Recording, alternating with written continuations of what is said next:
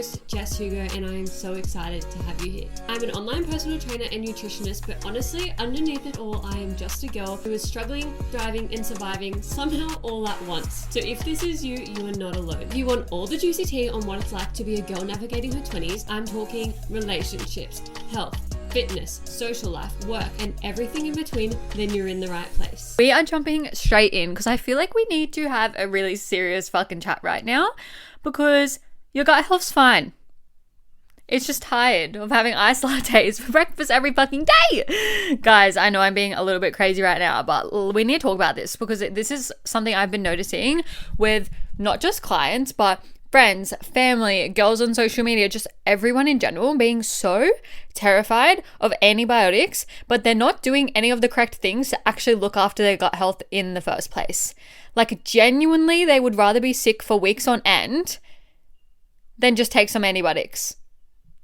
But God forbid they could eat a proper breakfast with some fibre in it. Like, God forbid. We're also like, literally like can't have antibiotics, but I will skip breakfast, not fuel my body properly, live off iced lattes, not eat a single veggie, and just cover that up with a greens powder. Like, don't get me wrong. I love gut health. I talk about it a lot. I love talking about like the bloating, the gut health, the fiber, like trying to really figure out the human brain gut connection. You guys know I've done so many episodes on this, but I feel like we've almost taken that obsession a little bit far. So today we're unpacking the truth about antibiotics, like what they actually do, what you can do when you're in that situation of like, do I take them? Do I not? I need to protect my gut, and like how to stop fear-mongering your own health. Because I have seen girls rather stay sick for 3 to 4 weeks than just take an antibiotic, which just feels bizarre to me because we'll get into it, but like that is such a long amount of time. And I just don't understand why that is a thing. Obviously, I'm not a doctor. I'm a sports nutritionist. So I understand the food, mind, gut connection, but I'm not a doctor. So obviously, everything take with a grain of salt. I'm just having my thoughts and opinions. Obviously, I work with hundreds of women as well. So I see how their body responds, what their fears are, and all the things. So this is very much opinion based. Obviously, I did fucking research, but always ask your GP, always listen to your GP, all of the things. But I've just seen so many people terrified of taking antibiotics and rather be kind of like misunderstanding what antibiotics are about and what they're used for and all of the things rather than just getting educated on it. And I was like, okay, I need to do the podcast episode on this because I think a lot of wellness influencers have started this trend and they always throw around the words gut health and bloating and bloat free and greens powder and this is my de-bloat drink. But like reality is we know we can't rely on these people to give us advice. Like let's take it back to apple cider vinegar, the documentary on Netflix with Belle Gibson, the Australian woman who said that she had cancer and she was curing it through whole foods, seeds, grains, fruits, veg. And don't get me wrong, like when we are sick, that is the way to go, but it doesn't fucking cure cancer. Like we can't cure things that require, we don't even have a cure in 2025, unfortunately. So we can't cure things that actually have cures, like with medication, with antibiotics, if we're not taking them. We can't just pray to the fucking universe that it gets better. Like, of course, we can go down the route of like, if we just have a common cold, like we're not taking antibiotics, right? We're just going to, pump the micronutrients, have really good whole foods and things like that, of course. But if it's something like, you guys know, I used to like chronically get tonsillitis, like a lot, to the point that my tonsils were so inflamed 24/7. I remember my whole right side of my neck was always inflamed and you could like touch it and it was like sore and like puffy because I had tonsillitis that much. It was just like permanently inflamed. But if I didn't take the antibiotics really, really quickly, I had that tonsillitis for like 2 weeks if I didn't get onto it like instantly, as soon as I felt it kind of like arising internally, because there's always you could always feel it externally. But so I've kind of grown up of like, take the antibiotics, and I didn't really realize this issue. And I feel like this issue of the fear mongering around it all has been really propelled forward through wellness trends. As I said, we like the Belle Gibson situation happened in 2007, 2012. I actually can't remember now, but we believed it all back then, and social media wasn't even that crazy then. Think about how many unqualified people have platforms now, and I don't even want to like get into like naming and shaming, but there's a couple that come to my mind who are always like, yeah, just have some garlic, just have, like, what the fuck? If your doctor is prescribing you antibiotics, it must be serious enough that you need to take them, and you shouldn't be thinking, oh, but then I'm not gonna have a flat stomach. You should be thinking like, fuck, nurse me back to health. And like, I'm gonna be so real with you right now. Someone will literally DM me and say like, I'm scared to take antibiotics, like I'm not taking it, they're gonna ruin my gut health, they're gonna ruin my flat stomach. And then I will like look at their food for the past couple of weeks, and it's McDonald's every single fucking day, never having any structure, iced coffees for breakfast. And I'm like, I actually don't think this antibiotic is your biggest concern right now, because you're not even getting any fiber. You're probably constipated. You're not hitting your food groups. Like, I actually think you can relax and take the antibiotics because your priorities are not in order right now. Why are antibiotics being labeled as this like evil thing that's gonna like fuck up our whole life? Especially because, let's just say, because there's always that chance of like something's not going to agree with you. Like, you run that risk with everything. Sometimes I get some, like, I'll get like a random pastry and I'll get like so bloated. I'm like, well, what the hell is going on? That's just the risk you run when you try like random things and you don't know how they made them and stuff like that. So obviously when you have antibiotics, you do kind of run that risk of, maybe it's not going to agree with me. Maybe it will ruin some of my good bacteria, because obviously we're trying to get rid of the infection and the bad gut bacteria, but maybe it will ruin some of my good bacteria. But like, it's not like you can't fix that with your nutrition. Like, it's not like you can't just gain that back and everything balance out. Maybe it will take a week or two, but you would rather you would rather spend that time period sick than taking the antibiotics and just reworking your gut to health again. Am I making sense? I hope so. But I just think that like there's so many like gut health resets online, greens powders, juice cleansers, detoxes, and I'm like, they don't do anything. My body feels the best when I eat my 3 structured meals a day. My body feels the best when I eat 30 grams of protein per meal. My body feels the best when I am eating whole foods and actually having balance in it. So having lunch with bread so that I have the carbs, having protein.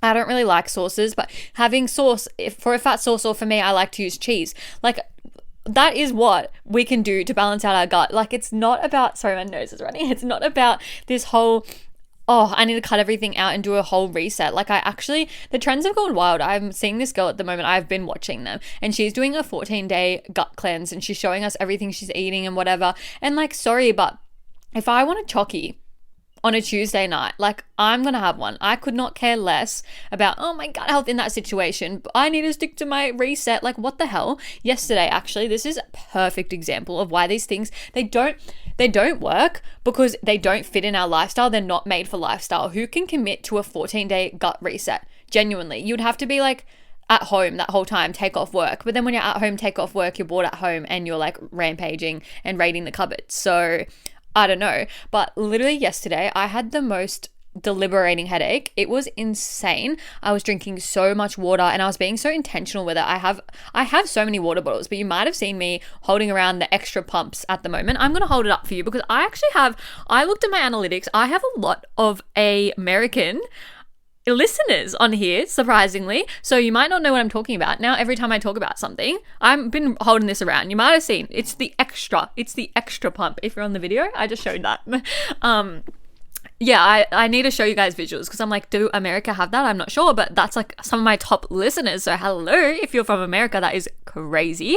But I have been holding that around so I can be so intentional with seeing how much I'm drinking, making sure I'm getting enough. Yesterday, I refilled it so many times. I love cold water and we have a cold water fountain.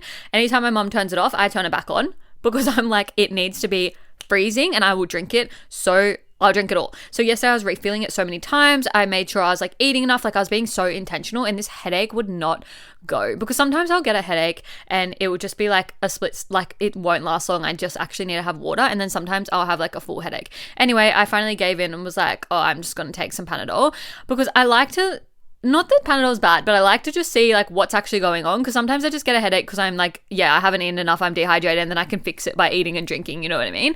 Anyway, it was so bad. I had 4 face-to-face sessions to go into. I was like, I am not going to be able to do this. So I had some Panadol. I walked downstairs, I'm like getting ready to go, and I'm like, oh my God, like I think I'm gonna vomit. I was like, whenever I'm sick, I get like this white ring around my mouth. It's like a telltale sign when I feel sick. And I was like to my partner, do I have a white ring around my mouth? And he was like, no, why? And I was like, I feel so sick. I think I need some sugar. Like, can I take a bite of this Mars bar? Will you eat the rest? Like, because I had to go, but I also did not want the whole thing. I just felt like I wanted like one bite. And he was like, yeah, sure, whatever. And then I had it and I was like, oh, I actually feel better. I don't know if that's a placebo, but I actually felt better. And then I was like, imagine if I was on a gut cleanse reset. I would have just ruined the gut cleanse. I would have had to restart. It just does not work with your lifestyle. For times where you might feel a little bit fucking sick, for times you might have a really debilitating, why am I butchering? I just said the word, debilitating headache where you feel like you literally cannot breathe, where you feel like you're literally going to vomit. Like, surely no one's thinking this is a good idea. Like, why is this a trend? And I love the like 10 scoop smoothies of like having this and like a collagen powder and a fucking, I don't even know, some fucking random veggie from Janet's backyard. And I'm like, well, you don't need to do any of that. Like, God forbid you just eat a fucking apple. It's like the thing I hear all the time, like my gut health, my bloating. And then I'm like, cool. Like, do you at least get 1 to 2 pieces of fruit per day? No. Did you know that you're supposed to have at least 2 pieces of fruit a day by like the nutrition standards? No. I don't really like fruit. Oh, okay. Let's just eat an apple. Let's just eat an apple. Like, God forbid we just eat an apple. Like, instead of going and buying the sugary juices that are like $5 a pop on the shelf, how about we just buy an apple for like 60 cents? Be so for real. Like, let's work smarter, not harder. Like, let's not make it 10 layers deep. It doesn't have to be.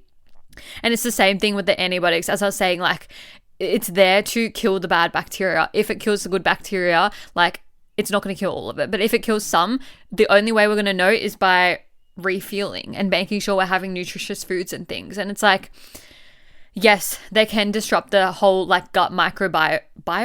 I think that's how you pronounce it. But like, we can always recover. It's the same as everything. Like, how do you think we get over a cold? Anytime my clients say they're sick, I'm like, cool, we're going to rest, we're going to prioritize sleep, and we're going to prioritize fruit and veg and just having whole foods. Yes, it feels so much easier in the moment, especially if you like live alone, for example. You're like, fuck, I'm just going to Uber Eats McDonald's. But where can we get like a soup? Get like an Asian meal, like a Thai or something. So you have like a stir fry that has like the veg and stuff in it. Where can we get something like, yeah, like a chicken noodle soup or something like that, like rather than getting McDonald's that has no nutrition in it, it has nothing going on. Like, honestly, I cannot think of the last time I ate McDonald's. And if I get McDonald's, I'm getting like a fucking Caesar wrap and stuff. But honestly, even then, why are they like $15 when you can go to a Porto and get like their wrap and stuff in a meal for like $15? And there's this like actual real grilled chicken, whereas like Macca's is obviously like frozen and stuff. Like, isn't that criminal?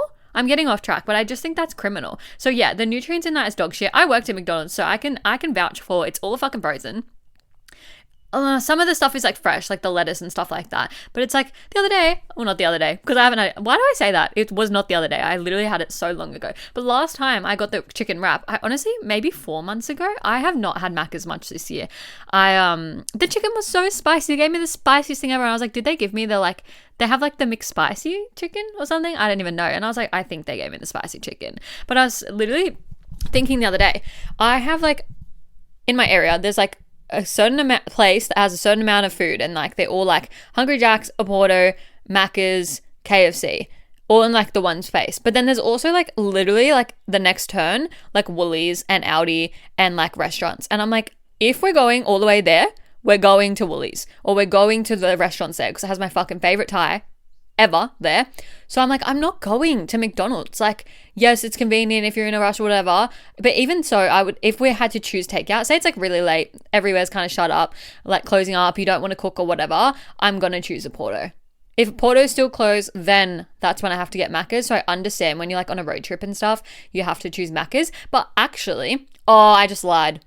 I did have Macca's on the back end of Melbourne. I was going to say Melbourne because we road tripped. We actually got Macca's on the last day when we were driving home for like breakfast. All I got though was a chicken McMuffin, like because it was breakfast time. So it was literally just the English muffin, cheese and chicken, which is basically chicken and cheese but on a muffin. Slapped. I didn't get anything else because I don't like hash browns. And then you can get chips, but then you have to get it out of the meal and it's just so annoying. I didn't get anything else. That's all I got. But I'd be strategic. I'm like, cool, that has good protein, good carbs, good fats, done, slay. And I understand when you're like on a road trip and there's like nothing really open but McDonald's, you kind of like have to go that. I'm not stupid in that. Like, I hate when other coaches or whoever influencers are like, oh my God, like you can't have McDonald's, you can't eat this, you can't have that. Like, if you work on the road, if you work long hours, if you're traveling for some reason, you need to have options, and the options there are McDonald's. So what can we do with that? We can be strategic, getting a chicken and cheese, getting a chicken wrap, getting something that is at least somewhat more fulfilling than like a quarter pounder or like some nuggets. You know what I mean? So I know I like went on a tangent. Other than that though, I cannot remember the last time I had Macca's. We didn't have Macca's the whole road trip. We like actually ate good and kind of like not avoided it, but just like were like thinking smarter. So we like went to a restaurant, or not a restaurant, a cafe, sorry, for like breakfast instead of going and getting Macca's and stuff. On the last day, I was like, I'm over it. It was only like highways home type thing, motorways, whatever. And I was like, let's just get Macca's. Let's just get Macca's. And then when we pulled up, there was like a bakery, and I was like, oh, should we go to the bakery instead? But we'd already ordered on the app. Criminal, I know. And the bakery was like popping off, and then the drive-thru was so fucking quick. Anyway, sorry, but that's just my life. Anyway, so yeah, it can disrupt it, but like your gut can always recover as long as you're actually eating the correct foods. And literally, so I was researching on this. All the studies were saying that you start kind of like bouncing back with your gut health within weeks, maximum month. So like that's pretty quick. If you're delaying, what I was saying before, if you're delaying taking something for that long, you could have just turned over and had your gut health back to normal within that time. I honestly think the worst thing from antibiotics is fucking thrush, bitch. Fucking thrush, bitch. I think that's the only bad thing about it. I don't think I've ever been bloated from any of it, but fuck the thrush, bro. The fucking thrush. And I feel like every girl feels that ever. But it's like, that's the most criminal thing. I've never saw it from like a gut health kind of like space. You know what I mean? Anyway, so it's like, the same thing of, I actually wrote this.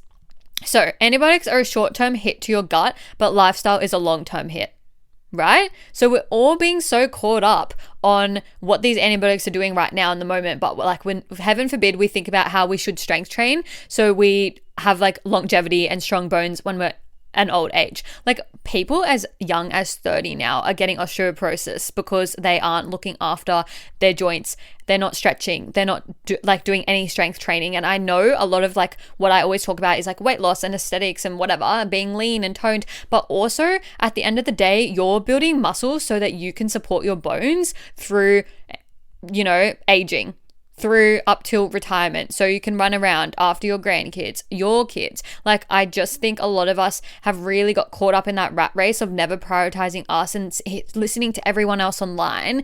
But let's actually just listen to the advice that we know works. Why does no one consider the fact that long term, eating like shit, having shit habits, we might develop diabetes, we might break our joints and bones a lot easier? Like, how many old people are having hip replacements quite young? When I say older people, like they're having them quite young though, because they haven't looked after their joints, they haven't looked after their bones, they've lost heaps of density in their bones because they haven't actually prioritized their strength training. And I see it now. I have clients as young as 30 saying, I have really sore knees from my weight on my knees and my like body can't handle my weight, so I actually need to lose some weight, but then I need to build up the strength in my quads. Very, very common. I see every single time I have someone on that tail end of their 20s, so like early 30s, or like transitioning in, like I have a couple girls about 29 now going into that new phase. They're really struggling with their knees are really, really sore and they don't have any quad strength. And I'm like, we need to be doing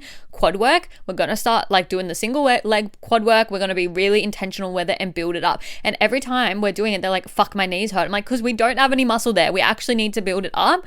And this is like, unfortunately, what it takes. You know, when you're doing goblet squats and your knees are fucking hurting, if you know, you know, it's because so much is going on with like, are our quads strong enough? Even lately I was looking at me and I was like, oh, I feel like my quads are kind of lacking now. My hamstrings look big, strong. The glutes are looking juicy, but I feel like the quads are lacking. So thinking of all of those things as well.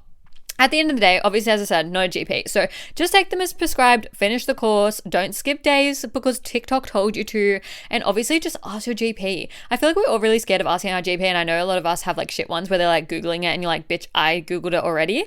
But ask. just ask and figure it out from actual reputable sources rather than watching some wellness influencer on TikTok. But your best bet, anytime you're feeling under the weather, whether it's cold, whether it's infection and virus and all of the things, nourishing foods, whole grains, soups, yogurts, smoothies, having protein, having a fruit, having a veg, staying super hydrated, getting electrolytes in, because I just hit the mic, sorry. Our guts actually just thrive on having that diversity in our nutrition. Getting those whole foods, really prioritizing fiber, because your movement's going to be less as you're resting and recovering. So you're going to get trapped in that constipation cycle. Being on top of all of the things. I know that was a lot, but I just think at the end of the day, you don't need a $90 cleanse. You don't need a $90 greens powder for a gut cleanse and for your health. You actually just need like a banana and a consistent routine and a walk.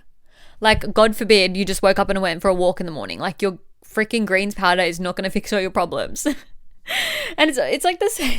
I feel like I'm just like, I'm dead. Anyway, we literally just want stability. Like, honestly, if I strip it all back, humans are so simple and basic. We just want stability. We need regular sleep routines. We need to stay hydrated. We need regular meals and structure in it. We can't thrive on chaos. Even if you're that type of person that leaves your assignment to the last minute and thinks that you're good at thriving on chaos, like, you're not. We need routine.